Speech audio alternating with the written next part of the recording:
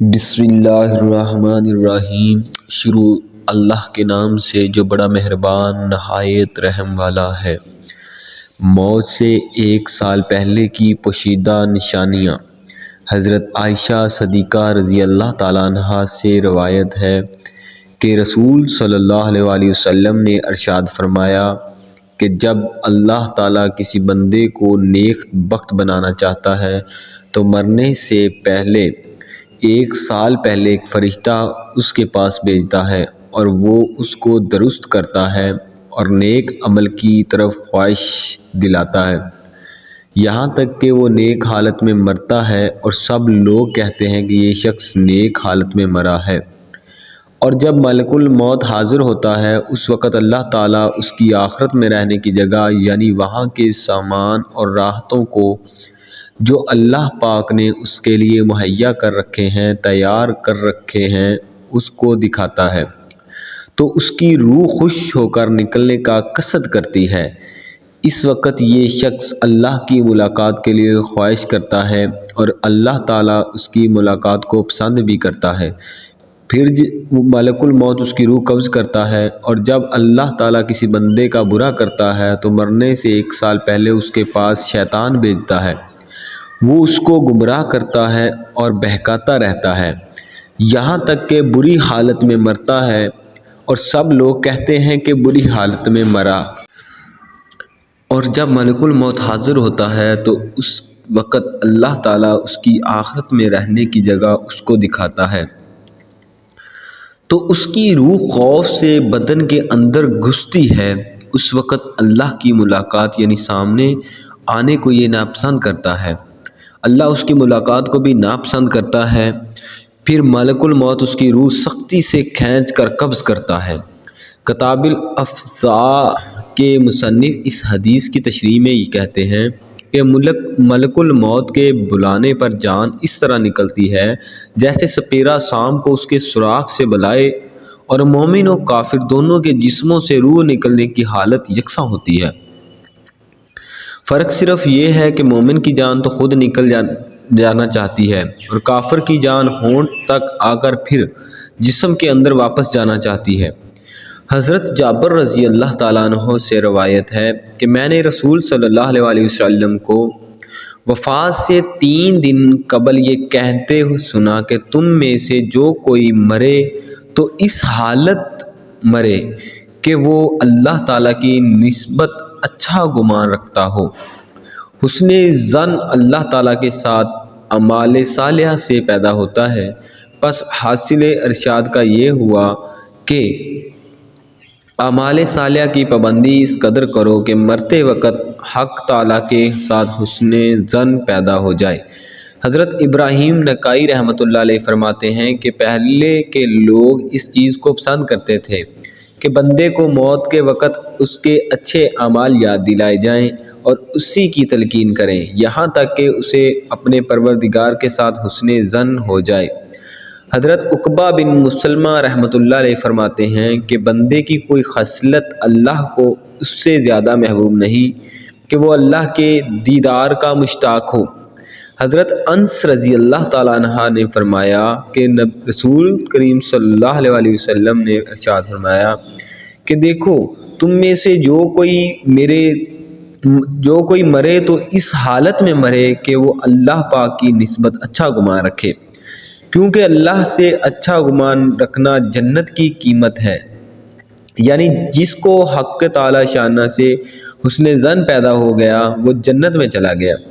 روایت ہے کہ رسول کریم صلی اللہ علیہ وسلم نے فرمایا کہ جب اللہ تعالیٰ کسی بندے کو دوست رکھتا ہے اس کو شیریں کرتا ہے، شہد جیسی خوشگوار چیزیں دیتا ہے، یعنی اعمال صالحہ اور اخلاق حسنہ کی توفیق عطا فرما دیتا ہے۔ صحابہ کرام نے کہا کس طرح شیریں کرتا ہے؟ آپ صلی اللہ علیہ وسلم نے فرمایا مرنے سے پہلے نیک کام کرتا ہے یہاں تک کہ اس کے پڑوسی اس سے خوش ہو جاتے ہیں۔ حضرت سلیمان فارسی رضی اللہ تعالیٰ عنہ حضرت سلیمان فارسی رضی اللہ تعالیٰ عنہ سے روایت ہے کہ میں نے سنا رسول کریم صلی اللہ علیہ وسلم کو فرماتے ہوئے کہ میت کو موت کے وقت پیشانی سے اگر پسینہ آئے اور آنکھ سے آنسو نکلے اور ناک کے سوراخ پوشیدہ ہوں تو یہ اللہ کی رحمت ہے جو اس پر نازل ہوئی ہے۔ گلے میں آواز پلٹا کھائے جیسے جوان اونٹ کا گلا گھونٹنے سے آواز آتی ہے اور اس کا رنگ بد رنگ ہو جائے اور منہ سے جھاگ نکلے تو یہ اللہ کا عذاب ہے۔ علماء نے فرمایا کہ برے خاتمہ ہونے کے 4 اسباب ہیں: نماز میں سستی کرنا، شراب پینا، ماں باپ کی نافرمانی کرنا، مسلمانوں کو تکلیف دینا۔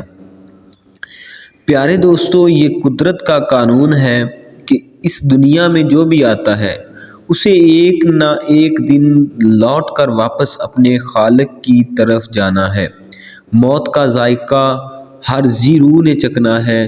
فرمان مصطفیٰ صلی اللہ علیہ وسلم ہے، جب آدمی پر نزاع کا وقت طاری ہوتا ہے، یعنی نزاع کا مطلب آخری وقت آتا ہے، مطلب موت قریب ہوتی ہے، تو اللہ تبارک و تعالیٰ اس بندے کی جانب 5 فرشتے بھیجتا ہے۔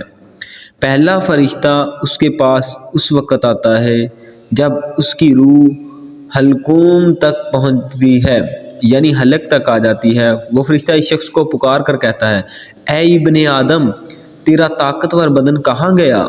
آج یہ کتنا کمزور ہے۔ تیری فصیح زبان کہاں گئی؟ آج یہ کتنی خاموش ہے۔ تیرے گھر والے اور عزیز و اقربا کہاں گئے؟ تجھے کس نے تنہا کر دیا؟ پھر جب اس کی روح قبض کر لی جاتی ہے تو کفن پہنا دیا جاتا ہے، تو دوسرا فرشتہ اس کے پاس آتا ہے اور اسے پکار کر کہتا ہے، اے ابن آدم، تو نے تنگ دستی کے خوف سے جو مال و اسباب جمع کیا تھا وہ کہاں گیا؟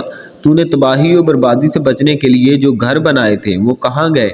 تو نے تنہائی سے بچنے کے لیے جو انس تیار کیا تھا وہ کہاں گیا؟ پھر جب اس کا جنازہ اٹھایا جاتا ہے تو تیسرا فرشتہ اس کے پاس آتا ہے اور اسے پکار کر کہتا ہے، اے ابن آدم، آج تو ایک ایسے لمبے سفر کی طرف رواں دواں ہے جس سے لمبا سفر تو نے آج سے پہلے کبھی طے نہیں کیا، جس سے پہلے لمبا سفر تو نے آج تک کبھی طے نہیں کیا۔ آج تو ایسی قوم سے ملے گا کہ آج سے پہلے کبھی اس قوم سے ملا نہیں۔ آج تجھے ایسے تنگ مکان میں داخل کیا جائے گا کہ آج سے پہلے کبھی ایسے تنگ جگہ میں داخل نہ ہوا تھا۔ اگر تو اللہ تبارک و تعالیٰ کی رضا پانے میں کامیاب ہو گیا تو یہ تیری خوش بختی ہے، اور اگر اللہ تبارک و تعالیٰ تجھ سے ناراض ہوا تو یہ تیری بدبختی ہے۔ پھر جب اسے لحد میں اتار دیا جاتا ہے تو چوتھا فرشتہ اس کے پاس آتا ہے اور اسے پکار کر کہتا ہے، اے ابن آدم، کل تک تو زمین کی پیٹھ پر چلتا تھا اور آج تو اس کے اندر لیٹا ہوا ہے۔ کل تک تو اس کی پیٹھ پر ہنستا تھا اور آج تو اس کے اندر رو رہا ہے۔ کل تک تو اس کی پیٹھ پر گناہ کرتا تھا اور آج تو اس کے اندر نادم و شرمندہ ہے۔ پھر جب اس کی قبر پر مٹی ڈال دی جاتی ہے اور اس کے اہل و عیال، دوست احباب اسے چھوڑ کر چلے جاتے ہیں تو 5واں فرشتہ اس کے پاس آتا ہے اور اسے پکار کر کہتا ہے، اے ابن آدم، وہ لوگ تجھے دفن کر کے چلے گئے، اگر وہ تیرے پاس ٹھہر بھی جاتے تو تجھے کوئی فائدہ نہ پہنچا سکتے۔ تو نے مال جمع کیا اور اسے غیروں کے لیے چھوڑ دیا۔ آج یا تو تجھے جنت کے عالی باغات کی طرف پھیرا جائے گا یا بھڑکنے والی آگ میں داخل کیا جائے گا۔ میرے دوستو، یہ زندگی بڑی مختصر ہے، ایک نہ ایک دن ہمیں بھی اس گھڑی سے گزرنا ہے۔ ہمیں نہیں پتہ کہ کب اور کہاں سے موت آ جائے، اس لیے ہمیں اس وقت کی تیاری کرتے رہنا چاہیے اور اللہ تعالیٰ کی عبادت اور نیک اعمال کرتے رہنا چاہیے۔ اللہ رب العزت ہمیں ہدایت کی توفیق عطا فرمائے، آمین یا رب العالمین۔ آپ کی سماعتوں کا شکریہ، وما علینا الا البلاغ۔